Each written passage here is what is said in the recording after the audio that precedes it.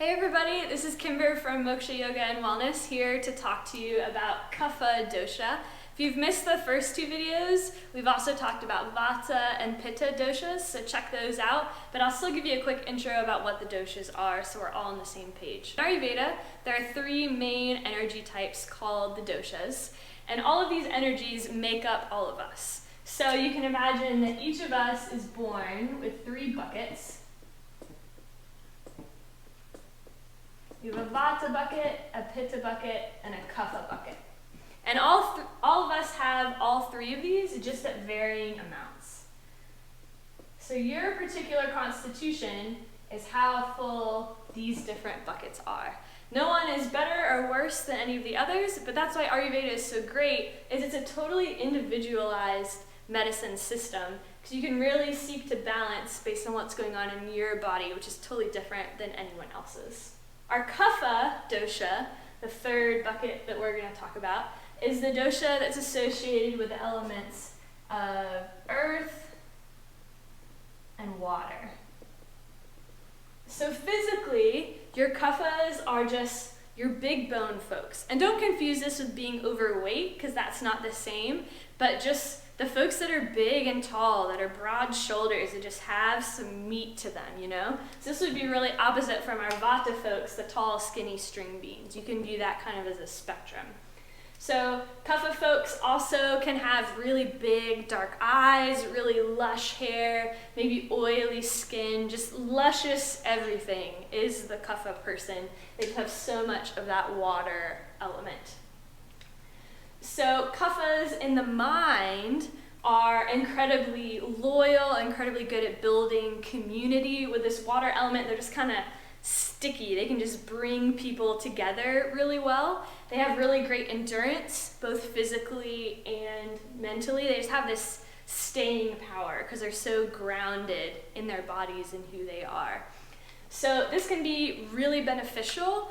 These folks that don't tire out easily, that are always going to be there for you, you can always count on, really, really great friends. And then that physical endurance can serve kaphas very well too. So out of balance, if you have too much earth or water, this can happen especially in the springtime and sometimes late winter. Here in North Carolina, if we have a wet winter, it feels like it has more of this kapha, heavy, watery, earthen quality.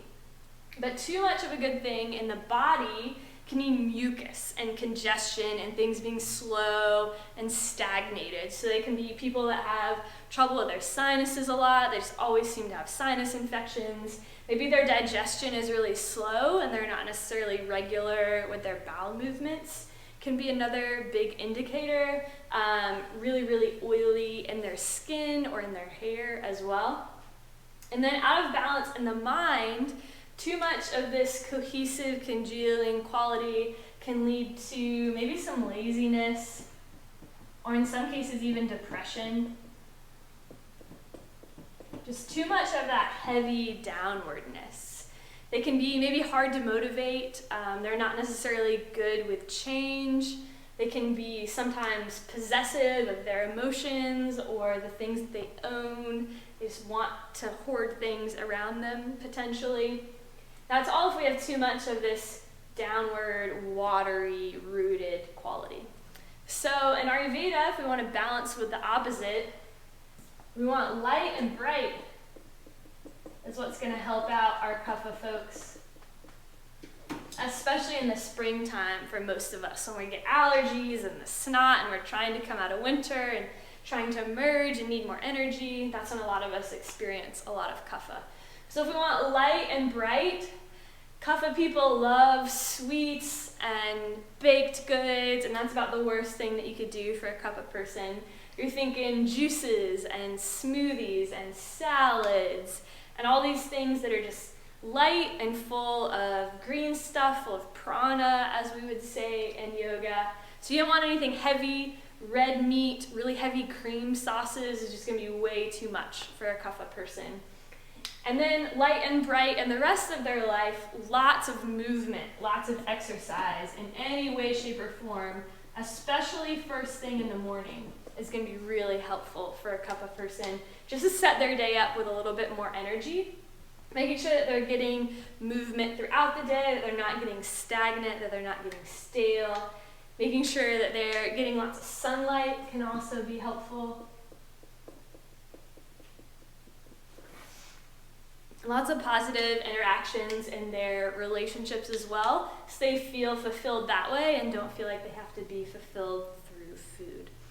So Kapha people, we love them, we need them, we need that grounded friend, that just strong, always there person in our lives is so helpful. But if that bucket gets too high and starts to overflow, they start going out of balance. We're looking at mucus, heaviness, sluggishness in the body and in the mind. That's when we know we need to go back to this light and bright. Balance with the opposite, kind of bring us back to center on that one. So hope that taught you a little bit about the Kapha Dosha and all 3 of our buckets that we have. And if you want to learn more, check out our full Introduction to Ayurveda workshop, where we'll go through a whole dosha quiz, and you'll see what your own unique constitution is based on how full all of your buckets are. Thanks.